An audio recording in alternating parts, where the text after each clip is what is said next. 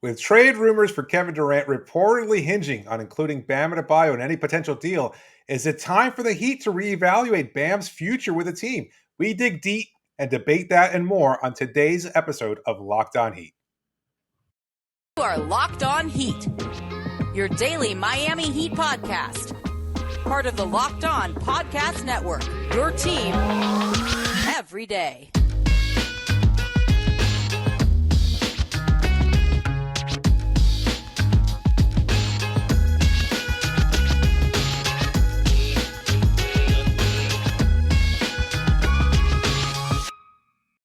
Hello, Heat Nation. It's a Monday edition of Locked On Heat, your daily podcast covering all things Miami Heat. However, you may be watching or listening on YouTube or on your favorite podcast app. Thanks so much for making us your first listen every day. I'm David Ramil, and with me, as always, is my co-host, Wes Goldberg. Really great show for you today. At age 25, Bam Adebayo is a young all-star that is capable of doing it all. Defense, playmaking, and yes, the occasional scoring. But being able to do so doesn't mean that he always does, and that's a concern for many Heat fans, especially when it means the possibility of trading Bam for a generational talent, even at almost age 34, like Kevin Durant. So that begs the question, has Miami tied their future to Bam Adebayo? On today's show, we'll look at what's next for Bam to take a leap, his recent comments about the Defensive Player of the Year award, and then if he is, in fact, the cornerstone of the franchise, as Pat Riley has long said. Wes, I think that a big part of answering that question is looking at Bam's place in the rotation. Last season's playoff battles against Clint Capella, Joel Embiid, and Robert Williams and/or Al Horford all showed that other teams can make things difficult for Bam. And that list doesn't even include Brook Lopez or any center out west. And with that glaring hole at power forward, I think it's time for Bam to move down to the power forward spot. I think it's time for him to move down to the four.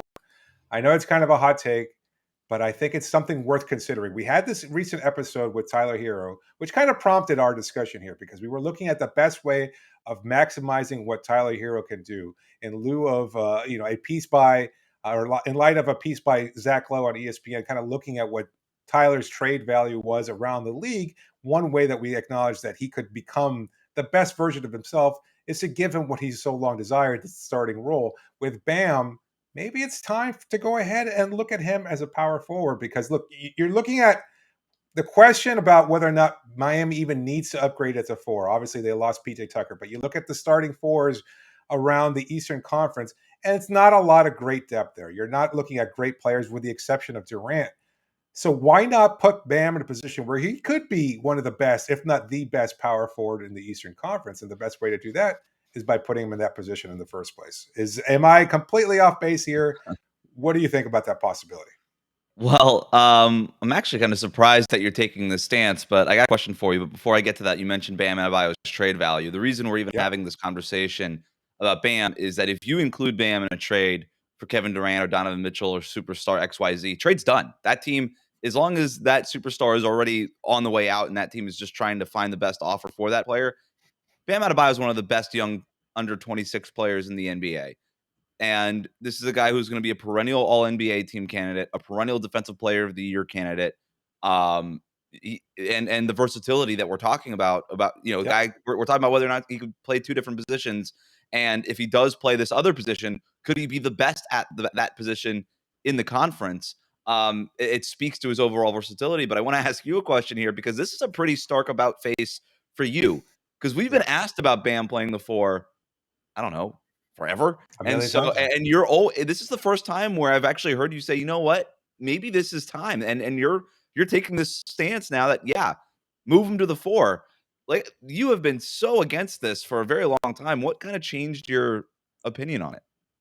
Well, I think it's partly you're looking at the level of competition here. And again, maybe I hadn't even thought about this until the context of Tyler Herro being in the starting lineup. And we're looking at all of Tyler's glaring deficiencies, his defense and his lack of playmaking and things of that sort. But what he does well is to be a scorer. So why not put him in a position where he can thrive? And that's better when he's in that starting position because, again, the ball's out of his hands. He doesn't have to be a playmaker. He doesn't have to do anything. He doesn't even have to worry about whatever defensive issues he has because he's playing with three other plus defenders in Jimmy, Kyle, and Bam.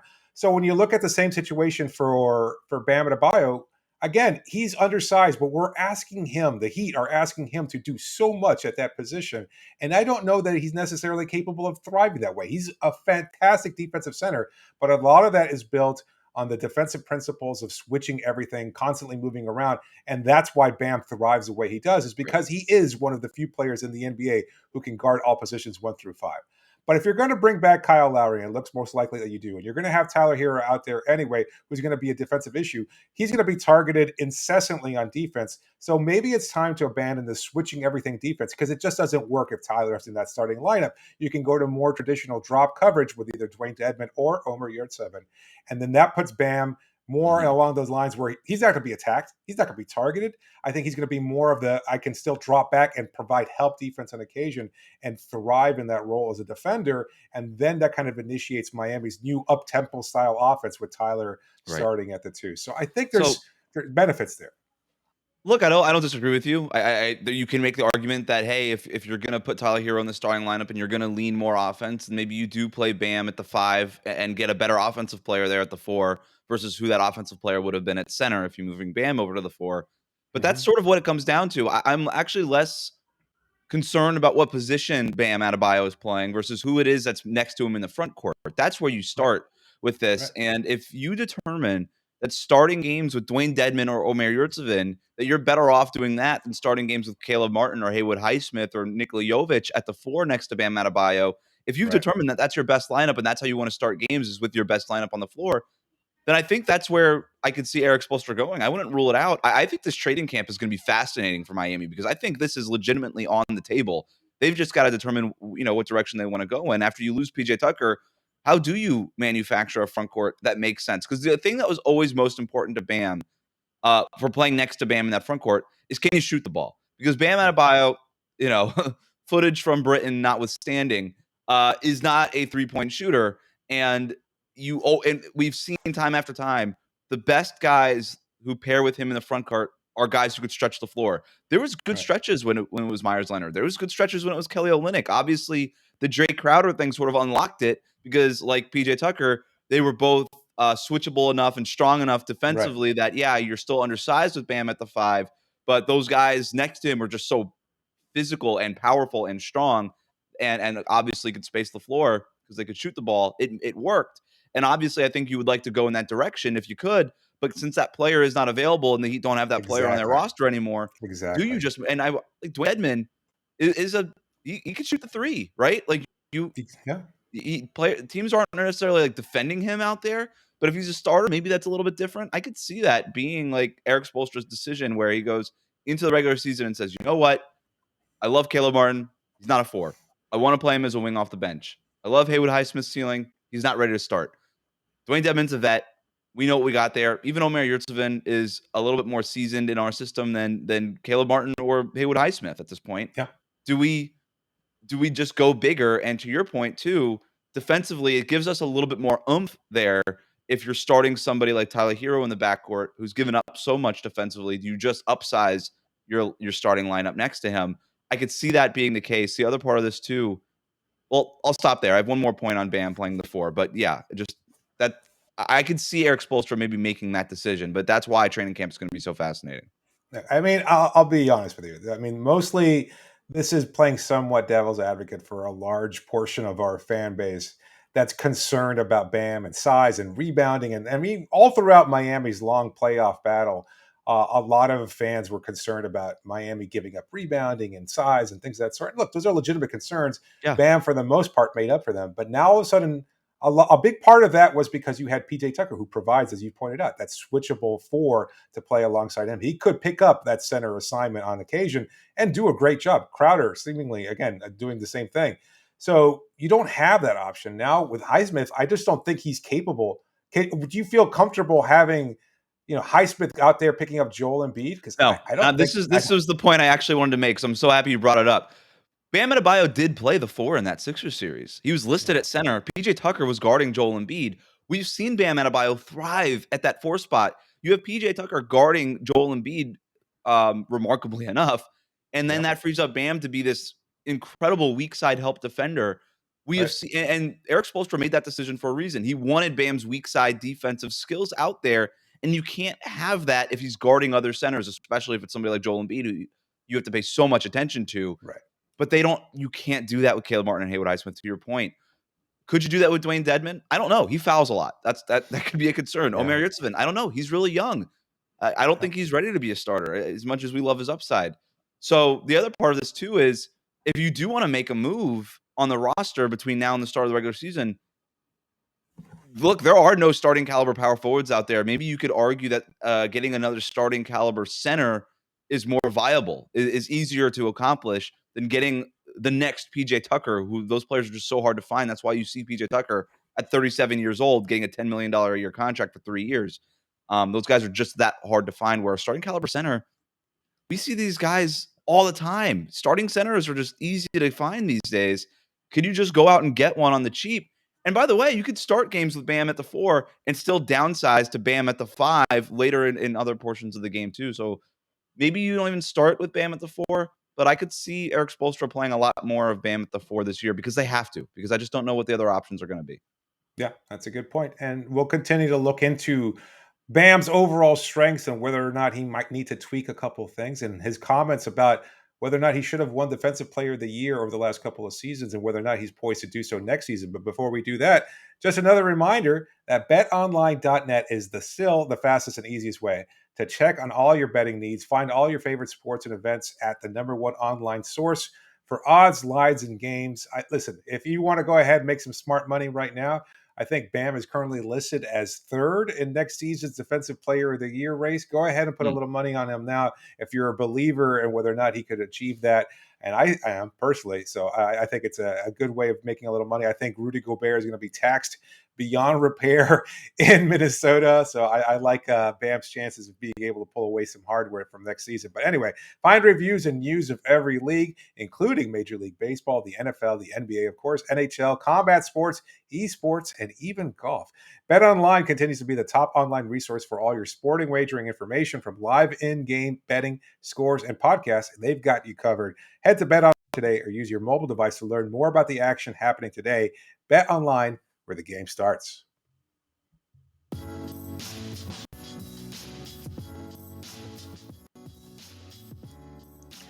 For the best NBA players, there's no such thing as an off season, and that extends to the best NBA podcast. To make sure to subscribe to Locked On Heat on YouTube or wherever you get podcasts. We're looking at Bam Adebayo and his continued development here in Miami, and whether or not Miami should continue looking at him as the cornerstone of the franchise, as Pat Riley has often said. And I think, as the argument we just had in the first segment, whether or not Eric Spoelstra does eventually look at him as a starting 4, starting 5, or a combination of both, I think that puts him in a position where he could be more of an effective scorer, and it's something that he recognized he needs to develop. That's Adebayo. Speaking on 790, the ticket from Las Vegas Summer League, Bam Adebayo said the following: "They call me no ceiling for a reason, just being a more efficient scorer. I feel like my shot attempts are going to go up.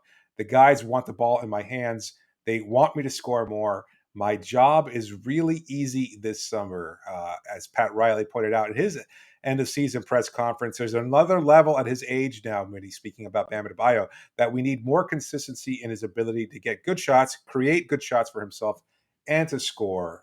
And I think this is the big sticking point in fans' evaluation of what Bam Adebayo can do, because obviously his defense is, as we talked about, unimpeachable. Like, he is probably the best defender. No, not probably. He is the best defender. Screw Marcus.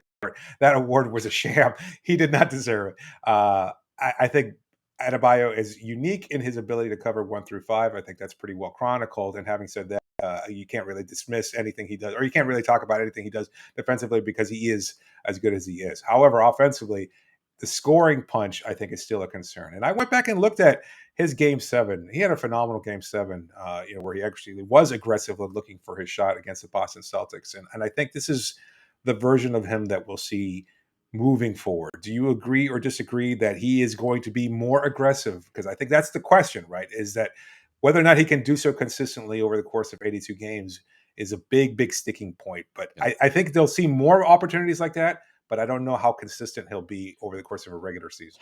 I think we'll see him come out more aggressively on offense early in the season. The question is whether or not that is a consistent thing throughout the year, because the reason Bam isn't taking 20 shots a game or even 15 shots a game, and I thought that 15 number was really interesting that Pat Riley he basically said in the exit interviews to media, hey, 15, that's where we want him. He was averaging about 12 last year.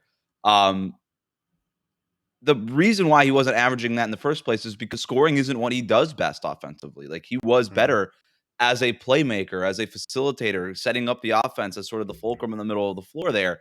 And so, to me, can Bam become a better scorer than he is even a playmaker? And if he can, that becomes the more favorable thing for him to do on the offensive end, is to actually shoot and score and stuff. Look, I don't trust the three-point shot right now. I don't know how if you could if you're anybody watching Bam Adebayo. Hasn't been there his entire career. He doesn't Yep. trust it, or has not up until this point. So I don't know if it's one or two more threes a game. That maybe that's where it comes from. Maybe it's from the corners. Maybe it's that straightaway area. Whatever it is, I can see him. Early last year, he played around with the mid-range a lot. He kind of, had that hesitation mid-range fadeaway thing that he was screwing around with early in the year. And as the year went on, he got away from it because he wasn't very good at it. He was kind of messing around with post-ups earlier in the year. He's an okay Yep. post-up player, but you have to be Better elite than to he do has that been. consistently in the NBA. Yeah. And so he got away from that too. So what is it? What are the looks going to be? And I think the answer should be just get him at the rim more, because when you have him Yep. finishing at the rim over the basket, he's elite. He is an awesome roll man when you get him on the lob and you get him in those kinds of situations. So can you find more of those opportunities for him? And then obviously you let him expand his game. I think the mid-range thing is only going to continue to improve and all that kind of stuff. You'd like to see him to get to the line a little bit more. I mean, when he scores a lot, the Heat win. They're 16-8 last year when Bam scored 20 or more points. They were 4-2 in the playoffs when he scored 20 or more points. They win when he scores a lot. The question is, can he basically be feeling it that way more often? And to do that, they just got to put him in those optimal Right. situations. And ultimately, that's the question: is what are those optimal situations? Well, I think it keeps boiling down, as it so often does, with like who he's playing alongside, and I think we're going to see a better, more aggressive version of Bam. The leap that he should have taken more consistently last year, if he had been healthy and been able to play along Lowry. And I think as many as our fans might not want to hear this, Lowry and Tyler Herro, to an extent, are going to be key for unlocking what Adebayo does. Because for all that he can do playmaking, his assist numbers were actually one of the lowest that they've been throughout his whole career. He just Yes. wasn't asked to create plays as often because you had Kyle on the floor, because he is a true floor general, et cetera, and all that it entails. So I think you're going to see even a more leaned into version of that, where Bam, the playmaker, isn't going to be what you're asking of him all the time, Right. because you're going to have another ball handler, a capable ball handler, not Duncan Robinson, not Max Strus, not even Right. Victor Oladipo. You're going to have Tyler here on the floor, who we've seen can make plays for others and is And improving in that area. And to your point, Kyle Lowry, hopefully more often, because he was Yes. absent for like the personal Yes. reasons and some injuries and stuff like that last year. If he's in better condition and the Right. personal stuff is hopefully not as much of an issue this coming year, then if he's on the floor more often, it's a good point you made, because Bam's stats got better when Kyle Oh yeah. Lowry was on the court, like across the board. Right. And so it's a good point by you. If you're just having a more consistent Kyle Lowry, not even to mention Tyler Hero, which is it's a correct point, but let's just start with the Lowry stuff. Then all of a sudden, Yeah. Bam's opportunities could elevate and all that. Kyle Lowry's a great lob thrower. He could get Yeah. Bam going on the move. Bam is such a great role threat. And he's a great role threat, not just because he could score, because he's such a good passer. He could spray out to the corners and unlock some of the three-point shooting that Miami needs to get. And now you're kind of getting this downhill style three-point attempts and opportunities, which are so much better than that stagnant half-court thing. That's when Miami's offense really kind of got into the mud, is when they just weren't able to get downhill and get on the move like that. And so all that stuff is going to be so important for Bam. All of it is. My thing too is, if he's playing in space in a lineup with Tyler Hero, Right. because we like to go back to our last show, we were talking about how much Tyler Hero Yep. just being on the floor attracts double teams and all this stuff. How he's a top 1% in the league, catch and shoot guy and pull up 3-point shooter. If Yep. just by spacing out the floor, Bam's opportunities are better in the paint, Yep. then that can unlock him too. Because when you think about Bam, I think you really have to look at what Draymond Green does for Golden State, and what all of their, like, 90% of their value is defense, but you still Mhm. need something from them in today's NBA on offense. For Draymond, that stuff is mitigated a little bit because he's playing next to Steph and Clay, and in the past Kevin Durant, and now Andrew Wiggins is an 18-point per game scorer for them. So they don't need him to score a bunch. But Like the Heat don't have that sort of second guy. That's why they're trying to find him. But Jimmy Butler is that main guy. Can Tyler Herro be that second scorer consistently? Yes. Can Kyle Lowry be that second scorer consistently? And then if you're the Heat, then you don't need as much from Bam Adebayo. But that's the thing with fans with Bam, they want him to be everything all the time. And I just think that's a lot to ask of a guy who's really, really talented, but most of those talents are defensively. Offensively, he's fine. Defensively is where all the value is, but people just want so much from him.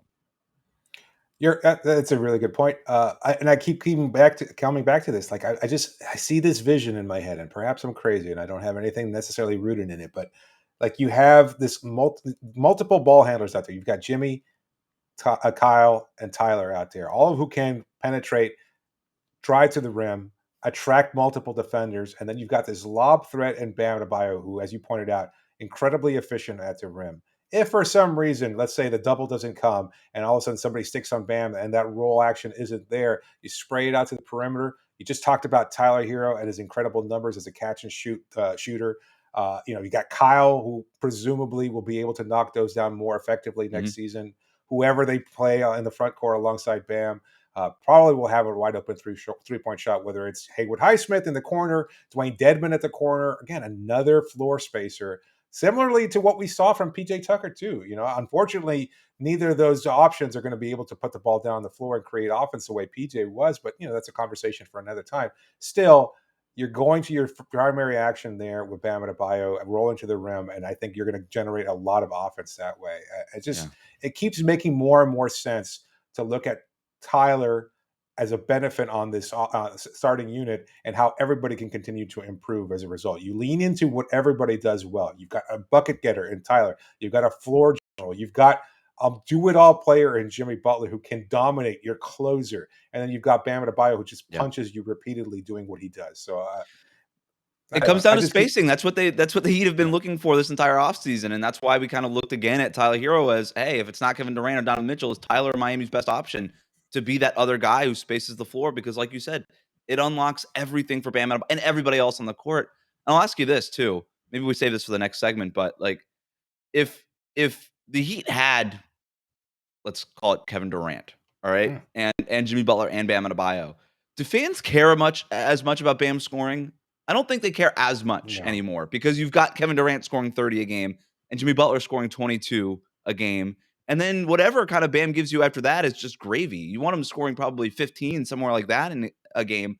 But right now, fans want Bam to be a 20-point per game scorer because Miami doesn't have one right now in that starting lineup other than Jimmy Butler. And so you just need somebody to kind of fill that void between Jimmy and Bam Adebayo. If it's Tyler Herro, if it's Kevin Durant, if it's Donovan Mitchell, if it's whoever, great. And then you're not asking as much from Bam, but that doesn't mean that Bam doesn't have to continue to get better offensively, which he admitted, like you said in the quote to 790 The Ticket last week. He admitted he still needs to get better, and that's where the priority, that's where the focus is right now for him.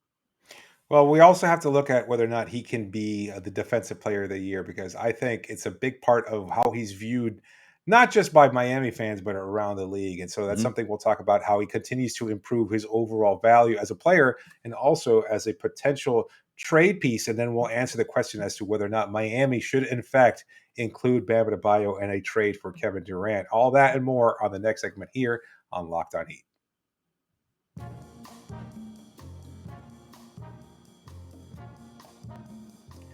Thanks for making Locked On Heat your first listen every day. And just a reminder that you can always reach us via email at lockedonheat@gmail.com or via Twitter using the hashtag AskLHeat. You can, of course, leave comments for us on YouTube. So make sure you subscribe there and wherever you get podcasts to get our great coverage of the Miami Heat and everything else related to the team throughout the offseason. Speaking at a U summer camp this past week, Bam said the following about his goal of winning the Defensive Player of the Year. Quote, "I should have won it the last 2 years, and I will win it this year." That's a pretty bold statement from him, but I think it ties into how he's viewed around the league, because in just thinking about this, like part of the reason why the proposed trade packages for either Donovan Mitchell or Kevin Durant are so high are because Minnesota really screwed the pooch by trading a bazillion draft picks in exchange for Rudy Gobert, who is a 3-time Defensive Player of the Year. But how much greater is Gobert's trade value than Bam? Especially if Bam had played just 10 more games last season, I think there's a pretty good chance that he wins Defensive Player of the Year. So that all of a sudden you're looking at an all-star, perennial all-NBA type candidate, all-defensive type candidate, and again, a one-time Defensive Player of the Year. And his trade value, I think, gets so much, just is viewed so much more and higher around the league. Like you're looking at him now, and I guess you could point to, well, he hasn't really done much other than been selected to an all NBA defensive team. And he's got that one all-star a couple seasons ago, but that was during the bubble era and everything else. And maybe it's disregarded. I don't know why people would bring that up, but I just think that's how he's largely viewed. And the points per game numbers aren't there. But if he has more hardware, all of a sudden his name just changes, like it just in terms of perceived value. Mhm. And you wonder whether or not he could be viewed as like, oh, okay, you're including Bam, those trades get done. You pointed it out earlier. You think if you include Bam in any potential trade for Kevin Durant, that gets it done. Like regarding separating the fact that KD wants to come to Miami to play alongside Bam Adebayo, and I think that's a significant factor It is. for Pat Riley in the front office. Like you think if you include Bam in a trade for KD, it gets done automatically? I mean, not automatically because there's the whole Ben But Simmons yeah, thing that you got sure. to sort out. But yeah, I Yeah. do. To answer your question about where Bam's trade value is in regards to Rudy Gobert, I think if you asked anybody before Gobert actually got dealt, Bam Adebayo is way greater trade value than Rudy Gobert. If you I ask would have thought anybody so that knows what I'm too. talking about across the league, Yeah. that's what made everybody just kind of eyes out of your sockets when you saw the value for Rudy Right. Gobert that Utah got back. I mean, Gobert's really one of the best Great defensive player. players in the league, if not the best Sure. defensive player in the league. But he's 30 years old and he's getting paid $50 million or $40 million a year, whatever it is. You don't have to pay Bam that amount of money. He's 5 years younger, and he is a perennial defensive player of the year candidate, regardless if he wins or And not. He's right. yeah. He's up there just like Gobert is. So, And um, Gobert has been played off the floor at clutch situations and in right. playoff occasions. You don't Bam have is to the worry center about you that want with in Bam today's Adebayo. NBA. If That's what it's I not, think. if you don't have Jokic or Joel Embiid, if you don't have a legit number one scorer at that spot, Bam Adebayo is the prototype, right? Like that's the guy. Everybody wants him, and we've seen and just look at draft evaluations. This guy could be the next Bam Adebayo. This guy could be the next Bam Adebayo. There's the next Bam Adebayo in every draft. There's a reason for that. 'Cause people are looking for the next Bam Adebayo, so they're Yeah. projecting that onto players, and agents sell that narrative because they know everybody wants the next Bam Adebayo, and so his trade value I think is immense. I think it's as high as any non-scorer. You know what I mean? Like Yeah. non-primary scorer in the Right. league. I really do. I think it's as high as anybody that's like that, or players who at least project to be like that, like a Jalen Green type or whatever. But um, yeah, his value is immense, and that's the kind of blue chip young player that teams like Brooklyn and Utah are looking for in exchange for their superstar players. To your point, I just can't get to that. I can't get to that point where I think the Heat should include Bam Adebayo in a deal for either of them, even though I do think it probably gets it done, just because I said this before and I'll say it again. You're not trading for Kevin Durant to get Kevin Durant. You're trading for Kevin Durant to go win a championship. And if you have Kevin Durant with Jimmy Butler, yeah, that's a really good team. And Kyle Lowry, like that's a really good team. But I don't know that that team is good enough to win the championship. I don't know that Right. you're confident enough that you're willing to punt not just Bam, but it's going to take draft picks, it's going to take all this other stuff, your Right. entire future for something that's a little shaky because of the age and injury concerns and all that kind of stuff that goes into it. Yeah. And we were talking about it before we started recording. I kind of think it boils down to a simple question whether or not Miami's ceiling with Bam this season, not 2 years from now, not 3 years from now, whatever the length of KD's contract is, whether or not Miami's ceiling with Bam this season is significantly higher or lower than it is with Kevin Durant on the roster. And I think that's a big issue there, is because you're looking at what you'd have to include in a potential trade alongside Bam Adebayo to acquire KD. So I think flatly, yes, with KD, assuming he stays healthy. And that's a big assumption. Like, Yes. I understand that the version of Kevin Durant a lot of people expect to get at age 34 is still a close to 30-point per game score. That's not guaranteed. That is far from locked in. And so, having said that, like you're giving up a significant young player in Bam Adebayo alongside a lot of other role players that have contributed to Miami greatly over the last season or two. And so, again, do you look at this team and you look at whether or not KD's on his roster? Let's say if the flat exchange KD for Bam, sure, they're a better team. But I think you also have to change the dynamic of what you do defensively. You Yeah. have to definitely go to what we were talking about as far as a change of defensive scheme, more traditional drop coverage and things of that sort. But you're also going to be taking a hit in terms of their depth and everything else like that. So you brought up a good point regarding their ceiling and their floor, and I think it's worth sharing Yeah. with our audience. Well, yeah, I think this is less of a question about ceiling, and I think it's more of a question about Miami's floor. Because, look, let's put it this way: if you trade Bam for Kevin Durant, is there a chance that Miami can win the championship this year? Yeah, I think there is. You get an optimized version of Kevin Durant, Jimmy Butler, Kyle Lowry, sure. And look, you would still have other moves to be made after you made the Kevin Durant deal. Like, what else is coming back to Miami, if anything? How does the rest of that roster look? The problem is you're not getting like great players surrounded. Like, you're talking about minimum type of salaries here because you're trading presumably all your draft picks and all your tradable stuff for Kevin Durant. So there's not another trade to be made afterwards. But depending on what the rest of that roster looks like, yeah, I think you can win the championship. This team right now, I don't know that they can win the championship. I really don't. I think this Heat team is really good. I think they'll be one of the best 4 teams in the Eastern Conference. I don't think they can win the championship this year. I hope I'm proven wrong, but I just don't think they can. So in regards to the ceiling, yeah, the ceiling is higher with Kevin Durant. But the risk is so great if your 3 best players, if you're trading Bam Adebayo, and maybe you even have to trade Tyler Herro, but whatever. If your 3 best players are 37, 34, which Durant will be at the beginning of the year, and 32 years old, and those are also your best defenders without Yep. Bam, you're asking so much from them defensively, not to mention how much you're obviously going to be asking for them offensively. That is so shaky and it's so dangerous because even if one of those guys goes down or is not the best version of what they need to be, then all of a sudden that domino effect is pretty great across the rest of the roster because those are also the guys that have to cover up for everything that, what would be pretty much a bare bones roster at that point would have to do. And so, yeah, I don't love it, and especially when you're talking about how old they are and the fact that it's Yeah. going to cost you your best young player, if not both of them, and all your draft picks presumably, or most of them at least. Then your window is so small, and you Yeah. can end up looking really bad when some of those 2027 and 2029 picks come up. Uh, when you have to trade them in those years, and who knows where Miami is ranking? Like, who knows where those draft picks might end up? Because I don't know that you could count on any of these players being here in 2029. So, yeah, I think the risk is too great, and I don't think you can do it. I want to present a little bit more optimistic of a view here. And I know a lot of what I can almost hear our listeners saying, "Oh, well, you guys are just saying this because the reality of acquiring either Donovan Mitchell or Kevin Durant seems less and less likely with every passing day." And it's true. I It is think it's true. absolutely true.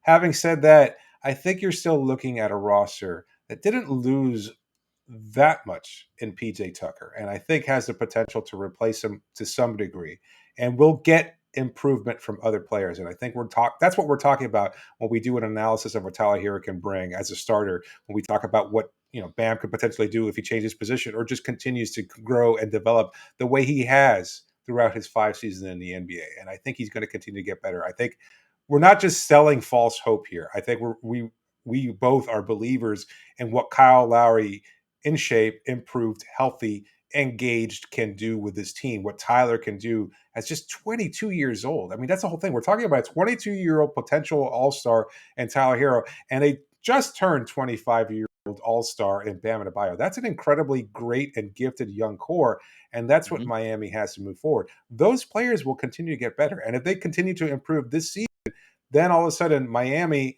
they're going to have to claw and fight and just overachieve to get to that title window. But that's what they do every season. That's what has built this team. They're a team built on grit. They're a team built on toughness. That's their identity. That's always going to be who they are. That doesn't preclude them from being able to compete for a championship this year. Is it going to be easy? No, but there might be breaks along the way that help them get to that point. And this team has the experience, the talent, and the depth to do so. So I look at this roster and I think that they're just as good this year as they were last year, if not better. And having said that, they were the first team in the Eastern Conference. And I think that's a really good place to be in if you're the Miami Heat, if you're a Heat fan. Look, I hope you're I, right. Like I said, the reason they keep saying no ceiling in regards to Bam Adebayo is yeah, I don't know if they really believe that, but that's what they're saying, and they love Bam and they love whatever catchy. It's ceiling that nice. they think he has. But I And this is kind of going back to what we were saying before, why the expectations are heaped onto Bam Adebayo the way that they are is because in some respect, with the roster built the way that it is, if they're going to win a championship, they kind of need Bam to be their best player, not even their second best player, but their best Yeah. player. Because I think Jimmy Butler is look, he is good enough to be your number one scorer, your number one guy on a championship team. He proved that last year, even though that they For didn't sure. get to that. The problem was not For Jimmy sure. Butler, that's for sure. Right. But I do think that I don't know that you could expect that from Jimmy Butler going forward because he's getting older and et cetera. But if Bam Adebayo could be that guy, and you're asking a little bit less from Jimmy Butler, and all of a sudden, I just think that the trajectory of this team just changes so much. Ditto for Tyler Herro, by the way. I actually kind of think that I do wonder if the ceiling for both Tyler and Bam is third best player on a championship team. I do wonder that, on a Yeah. really good championship team where Jimmy Butler is probably optimally your number two.